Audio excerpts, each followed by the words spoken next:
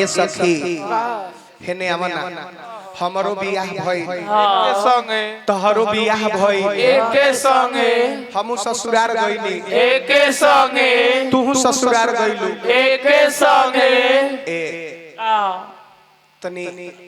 कह ना कि तहार दुल्हा कैसन मिलल बड़े याद करो वो दिन जाने बड़ी सफाई पढ़ाई कोई सब प्राथमिक में मिडिल में हाई में सब कुछ संग ही भइल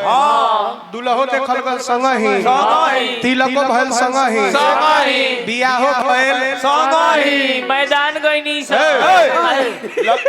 लड़का फड़का भइल एके संगे त तनी बताव ना कि तहार मरद कैसन मिलल बड़े ए सखी का हो का कही हो हमार मरद फौजी मिलल बा। अरे बाप रे तो तोरा के बड़का बड़का धारावत होई